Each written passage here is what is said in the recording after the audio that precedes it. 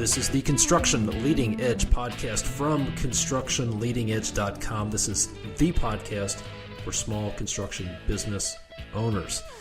This podcast is all about helping you avoid expensive tax mistakes. You're going to learn about what are the 10 most expensive tax mistakes that cost business owners thousands of dollars. You're going to learn about what is proactive tax planning and how can it minimize your taxes. What are you probably doing wrong when you're dealing with your CPA? How often should you talk to your CPA? What does a CFO do? And is there anything you can do besides hiring a full-time CFO? What's some advice if you are getting ready to start your business? And lots of other stuff. This is going to be extremely valuable. There's also a free book in this for you if you want to learn about how to avoid expensive tax mistakes. And it's all coming from my guest, who is Cody. He's a certified tax coach, certified public accountant, business owner, and interestingly, he's a former New York City police officer with 17 years experience on the force. So before we get into that, I want to tell you about a couple of things. If you are a construction business owner, I want to make sure you know about the Construction Business Accelerator. If you want to get your business up to the next level, you want to increase profitability, increase productivity of your crews, improve cash flow, reduce chaos, and basically take your business to the next level, then the best thing I can do for you is the Construction Business Accelerator program. Go to constructionleadingedge.com/community to find out more about that. And if you're a project leader, superintendent, foreman, project manager, or if you want to move into one of those roles and you want to get to the next level, you want to shave a couple of years off the learning curve and move up faster, add more value, manage bigger teams, manage more complicated projects, earn more money, the best thing I can do for you is the Project Leader Bootcamp. You can find out more about that over at constructionleadingedge.com/bootcamp. And if you want a free video series with some project management secrets and hacks, I've got a 3-part video series I'm going to give you for free. It's out of the Project Leader Bootcamp. It'll give you a taste for It'll do a couple of things. One, it'll give you a taste for what the Project Leader Bootcamp is about, and it'll give you some really practical stuff you can put to work right now. You can go get your copy of that video series at constructionleadingedge.com/hacks. Now, that's enough about that. Let's get to my conversation with Cody. Craig, welcome to the podcast. Thanks so much for being on here. Oh, thank you very much for having me. All right, so we'll just jump right into it. Let's talk about one of the things that is probably at the top of mind for most of our business owners who are listening to this podcast. What's the biggest mistake that you see small business owners making when it comes to their taxes? The biggest mistake is failing to plan, right? It's basically they look at taxes as March, April, I go see some tax preparer, I get my taxes done, and that's it. They spend more time planning, a vacation or a car purchase than they do how to reduce their tax liability. And that's something that should go on throughout the year. All right, so let's talk about that. There's probably a lot of folks who are thinking, what do you mean plan my taxes? Typically, by the time I find out what my taxes are, it's too late to do anything about it, and then I just have to write a check. So what does that tax planning process look like? What should people be doing to be proactive about their taxes? So number one, to be proactive, they need to communicate with their CPA or accountant, and that person needs to communicate with them. That's the first thing. Being proactive is looking for legal ways to limit your tax liability. So if I can, move money from one pocket to another pocket and do it, legally and therefore save some taxes, that makes sense. So unfortunately, most people look at, their accountant or CPA as an expense item. I always say you should look at them as a income item. Because if you communicate and he's the right person or she's the right person, they can save you more than they're costing you. Interesting. So let's talk about tax planning.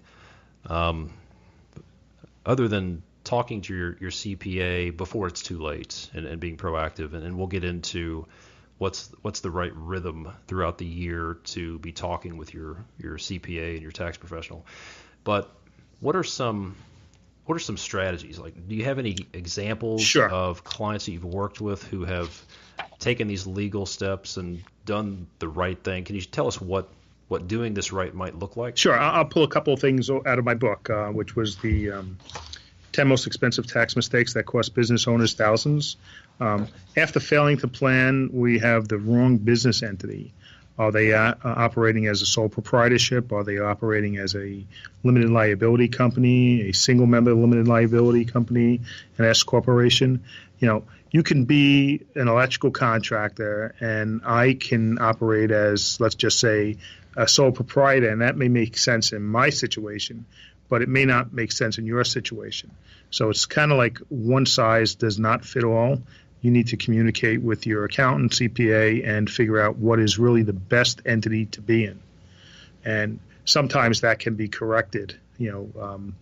A lot of times maybe an LLC might be better off being taxed as an S corporation, and we could actually make a late election and make that retroactive to the beginning of the year or to the prior year. Well, let's talk about that for a little bit. What are some of the factors that would sway that decision one way or the other? How much profit you have? Is it a side hustle type of deal, or are you doing this full time? Employees, how many employees you have? Are they true employees? Are they independent contractors? You have to kind of look at that. Am I working for somebody and also running my business? Or did I work for somebody for the first 6 months a year and now I'm running my own business? So you have to look at all those and see what is going to make the most sense, going forward. And sometimes you may make the decision to be one entity today and knowing that come January I could change that entity. Interesting. Okay, sorry to interrupt you. You were going to tell us about what doing tax planning right looks like, so I'll let you get back to that. Okay, doing tax planning right is communicating, okay? Typically, I'll take you through a typical case study. So we'll communicate with a potential client. We'll have a conversation. We'll get an idea of what's going on. They'll send us copies of the last 2 years' tax returns, business and personal. We'll go through, we'll do an analysis, and we'll look for, mistakes, missed opportunities, and come up with a number, quantify it as, okay, you missed, $30,000 in deductions, or you missed, $30,000 in tax savings. This is what you're giving to the government that you don't have to give up. And let's come up with a plan on how to actually make that stuff happen so you save that money. Sounds good. I think everybody would be in favor of not philanthropizing the federal government. I know I certainly am. Right. Okay. So talking to your accountant on a routine basis, what is a good rhythm? How often should we be talking to our CPA? So, I like to say once a month there should be some kind of communication, whether that's just an email, a conversation. But the more you talk, and you don't have to spend hours on the phone, this way they know what's going on, and if they're going to be proactive when they talk with you, they'll come up with some ideas, or they'll point you in the right direction. Maybe you're starting to do things that maybe don't make sense, and they could give you some guidance there. But typically what we do, and when we work with the clients, we're working with them on a monthly basis, and we'll send them a link, a calendar link every month to set up a call, and we'll go through the P&L and any other questions that they may have just to make sure we're up to date with everything and really able to give them the best guidance. Got it. You mentioned 10 most expensive tax mistakes that business owners make. I've got failing to plan, having the wrong entity. What are some other items that are on that list? We have audit paranoia, which we won't get into. We have the wrong retirement plan. All right, are they making money? Should they have some type of retirement plan set up? And what's the benefit of the owner for that? Missing what we call family employment. Can you hire your kids? Tax court has ruled that you can hire your child as young as 7 years old.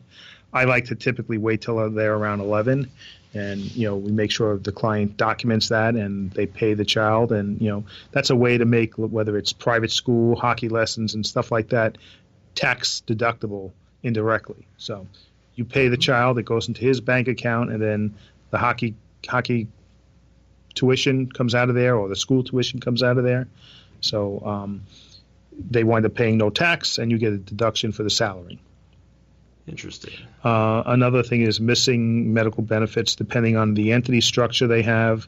A big thing is what's called a medical expense reimbursement plan, which allows you to write off things that may not be covered by insurance and are not subject to the 10% of adjusted gross income rule. So if you're making $200,000, the first $20,000 in medical expenses are non-deductible. But if you have a medical expense reimbursement plan set up, you get to deduct those right off the top, so which can be a big savings. Another is missing the home office. Nowadays everybody is doing a ton of work from home, whether they have an office someplace else or not. So if you set up a home office and it's a room that's used exclusively for your home office, you get to deduct a percentage of your repairs, your maintenance, your utilities. But better than that, it opens up the door for travel to and from your other location. It also opens up the door for what we call an on-premises athletic facility, which could be a home gym or a pool. Then it opens up, increased car and truck expenses depending on where you're going, missing meals and entertainment. Those are just a couple of the things that, the main things that people are missing. Okay, good stuff. Yeah, yep, it's good stuff, and it's even better stuff when you're looking at, a $20,000 a year savings and up. So let's talk for a minute to the business owners who maybe they're doing their own bookkeeping right now, and maybe they're doing their own tax prep.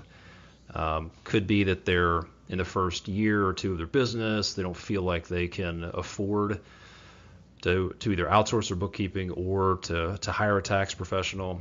What are some things that are not so apparent that those people should be thinking about when it comes to their bookkeeping and their tax preparation? I think the main thing they should be thinking about is what opportunities are they missing by doing their own bookkeeping versus working on their business. So what is that opportunity cost that they're actually giving up? And I talked about this in the last podcast episode. I was speaking with one of my coaching clients, and in a nutshell, he was I had encouraged him to outsource the bookkeeping to his CPA, and came back and he was a little frustrated and disappointed that he was going to have to spend like $80 or $100 an hour to have them do the bookkeeping. And as we talked through it, it became apparent that that was a bargain, because the time he was spending on bookkeeping was worth way more than what he would have to pay somebody to do it. So for folks who are not familiar with opportunity cost, how would you explain that to them? Well, it's kind of like, as the business owner, should you be making copies, or should that $10 an hour intern be making the copies? You should be spending your time on higher value services, such as bringing in the business, and delegate those lower level services to people within or outside of your organization. Yeah, only do what only you can do is one way that I've heard it described. That's right. That's tough though when you're bootstrapping, and especially if you're a one man or one woman show just getting started. It can be tough to write that check for something that you can do yourself. But I can tell you, and I think Craig would agree, that you should be focused on other revenue producing work and look for every opportunity you can to outsource things like that. So when it comes to outsourcing bookkeeping, is there any advice that you would, or how do you see this going, or what advice would you give to someone who's thinking, all right, you've convinced me, I need to stop doing my own books. What do I do now? Well, there's plenty of outsource companies out there that do, outsource your books. Will do that for you. I guess you want to make sure that you actually have control of that file and you're not going to lose it, or you want to work with a CPA who's going to do that for you. So everything is at one place, and it's, you don't get involved in he said, she said. So whose responsibility? Ultimately, all responsibility should lie with that CPA or CPA firm to make sure everything is done correctly. And if you're using an outsourced company, that might not be the case. So that's the only issue I have with people that are using another company and then they're bringing it into their CPA at the end of the year. Typically, the CPA's got to spend a lot of time at a time when he's probably busiest, and it's not going to work that well. That's why with us, our clients, one of the precursors is we do their books, because this way we know what's going on and we get to spend the time with them throughout the year making sure everything is correct. Sure. And there's a lot of value in having the folks that will be preparing your taxes to do your books, so that there's not that translation and errors that need to be fixed. So it makes a lot of sense. One thing I wanted to ask you about is I've seen some really cheap bookkeeping services online, like bench.co, I think. And they say, we'll take care of your books. We have bookkeepers on staff, and they charge $30, $40, $50 a month. That looks really attractive, but what do you actually get from those bookkeeping services? Are you familiar with them enough to speak to some concerns that people should be aware of? Like I said, I haven't dealt with them because if you're a client of ours, we're doing your bookkeeping. We've taken over clients that have come from other bookkeeping services like that. And they are just that. They're a bookkeeping service, and it's kind of, you put the stuff in one way, that's the way it comes out. So it may not be correct. But I'm not familiar. I haven't taken over any clients from Bench, but our experience is when we take it over from any bookkeeping service, there's usually a lot of cleanup work that needs to be done. Got it. So the takeaway here is that if you're thinking about outsourcing your bookkeeping, what I'm hearing is don't just look at getting rid of the bookkeeping, because bookkeeping is a means to an end, and ultimately you need to have good books so that you can do tax preparation properly and take full advantage of all the opportunities that are out there.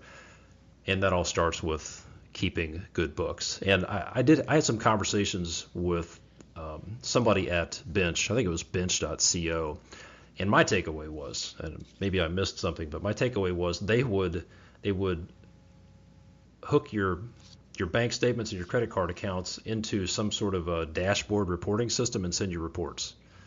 And that's really it. So my advice would be, if you're thinking about looking at a service like that, be very careful. You may not get a whole lot of value. You certainly wouldn't get any sort of one-on-one attention or advice. You're just getting some sort of integration software.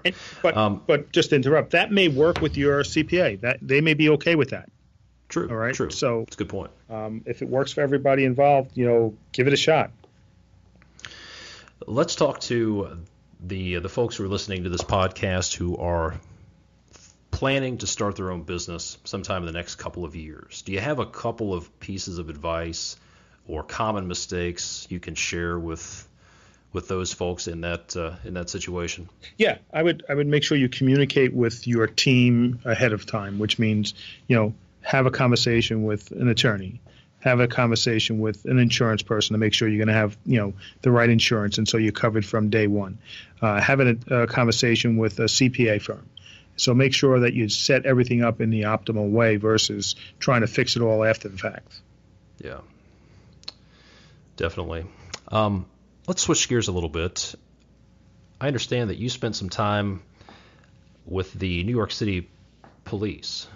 Can you talk a little bit about that, and maybe tell us a little bit about what you've learned as it relates to dealing with people or business?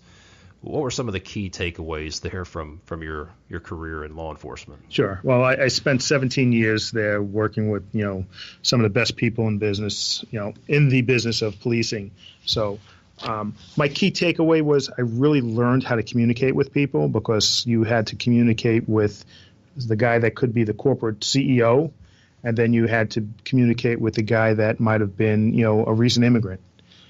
People making a lot of money, people below the poverty line, and you had to be able to, communicate effectively. And I think that's helped me greatly in building our business, because the key is really communicating with clients and, showing them how you could give them value and save them money, and making them feel comfortable communicating with you and asking those questions. So what are some strategies or tactics you use when you're communicating with someone for the first time?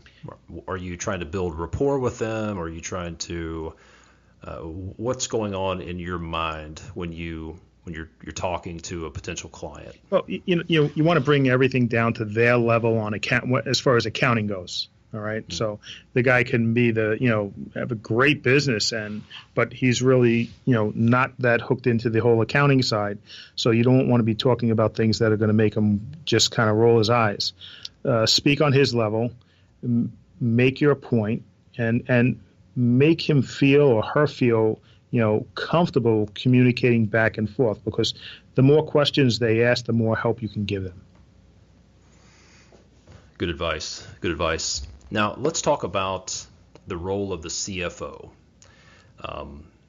What exactly does a CFO do in an organization? CFO is really in charge of all financial operations. So depending on the level that you're dealing with an outsourced CFO, that can alleviate, the business owner's headaches. So on a typical CFO client in the construction industry, they're running their business. They're doing what they need to do to build it and operate it, and we're handling all the back office, the whole financial end for them. Other than paying bills, and sometimes we're using a service like Bill.com where we load the bills up, they go in and they authorize everything to get paid. But they're not worried about the financial end, and they don't have to have the bookkeeper or the controller or the CFO in the office next to them, thanks to the computer and the internet. So obviously, there's a progression. If someone's listening to this and they've got a growing business, it's not a situation where you need to go out and hire a CFO full time. But you mentioned outsourced CFO services. At what point in a business does someone need to consider having a CFO? Are there some milestones like revenue or number of employees? When should someone start thinking about having that when they're provided? At the point where they need to bridge the gap between having somebody that's handling the accounting, but now they're at the point where they need somebody that's really going to be looking at the total financial operation of the business. And maybe they're not ready to hire somebody full-time yet because they're not at that point, but they want to have somebody on board that they can rely on to help with those key financial decisions. And are there any metrics or milestones that looks like based on the clients you've worked with, whether it's size, age, revenue, or is it really very They're specific? typically a mature company. That's really the best way. Dollars and cents, it really depends on how they're operating, but it's a mature company that's making money, and they need somebody to kind of watch over things. And, it's when you're busy, it's easy to miss things, and, you want to have somebody that's looking at all those things so you could just continue to grow the business. Sure. And it would seem like the challenge, at least for the businesses that I've been around, they typically start off with an entrepreneur or maybe a couple of partners, and they start off, they're bootstrapped, and they're doing everything themselves: project management, accounting, payroll, risk management, everything like that. And then the business grows, hopefully, to a point where they need to start divesting some of those responsibilities. What advice would you give to somebody where maybe they're the flags that are going up that they should be looking for, that are indicators that they need to consider hiring someone to provide some CFO services? Does that question make sense? Yeah, it definitely makes sense.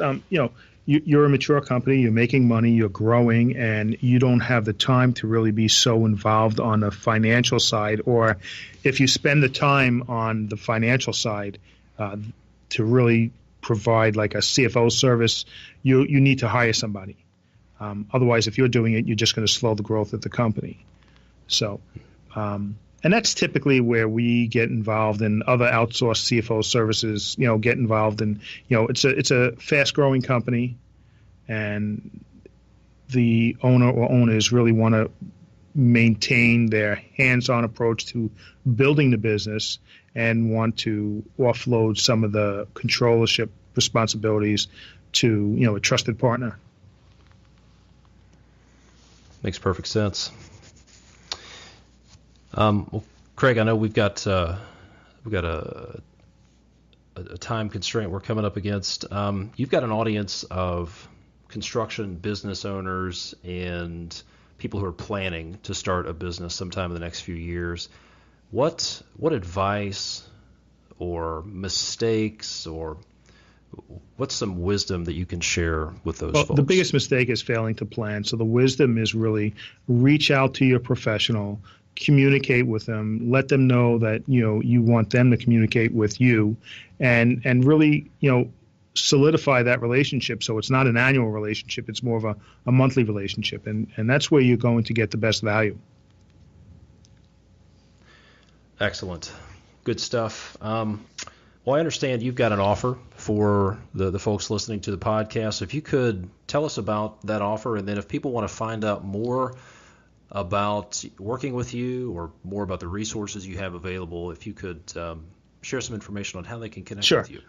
My first book was a Amazon bestseller, but my second book is called The 10 Most Expensive Tax Mistakes That Cost Business Owners Thousands, and we will send a free paperback copy to any of the listeners that request it. I know you'll have the link in the show notes, but it will be www.craigcodyandcompany.com/leading edge. Or you can email at craig@ccodycpa.com or call us at 516-869-4051, and we will get a book out to you. Perfect. And I'll definitely have those links and email address and phone number in the show notes. And at the end of the podcast, I'll have a link where you can go find all of that stuff.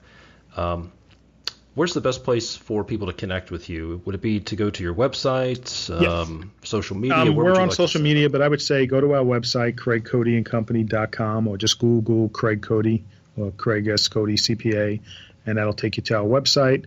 And we have a YouTube channel, so there's a lot of information out there about us. And just remember, communicate. It's all about communication. Good advice. Well, Craig, I really appreciate it. This has been extremely helpful. And if you're listening to this, make sure and go get that free book, connect with Craig, and be proactive and go find those opportunities that you're probably missing out on when it comes to tax benefits. So, Craig, thanks so much for being on the podcast. I really appreciate it. Thank you very much, and have a great day. Bye-bye. That wraps up my conversation with Mr. Craig Cody. Go to constructionleadingedge.com/064 for the show notes with links and all of the stuff that we talked about, the resources mentioned. You can go there, constructionleadingedge.com/064 for the notes and the links. And don't forget, if you're a construction business owner, I want to help you out. Actually have a special offer. If you would like to get on the phone with me, I want to help you with a free 30-minute strategy call to help you solve a problem, strategize, prioritize for next year. 2018 is coming around the corner very quickly, and if you want 2018 to be different and better than 2017 was, then you're going to have to take some different actions, and I want to help you do that. I want to help you get your business to the next level. Go to constructionleadingedge.com/call, CALL, and you can schedule a free 30-minute strategy session with me. We'll get on the phone. I'll help you with whatever you need help with and help you get over that hurdle or get to the next level. If you're a business owner, I want to help you take your business to the next level. We can do that with a strategy call, or if you want to go ahead and jump in and get to work and take some action, I would encourage you to check out the Construction Business Accelerator program that is designed to, you guessed it, accelerate your construction business. Go to constructionleadingedge.com/community to find out how that program will help you get to the next level. Thanks so much for listening. One last thing, if you enjoyed this podcast, first of all, make sure and contact Craig and let him know if it was helpful. But if you enjoyed the podcast, do me a favor. If you could leave an iTunes review, if you're an iTunes listener, that would really help me out. It would help get the word out to other folks and help other people learn more about that. Leave a review on iTunes, a rating, that'd be great. If you like it, Let the world know if you don't like it. Let me know how I can make it better.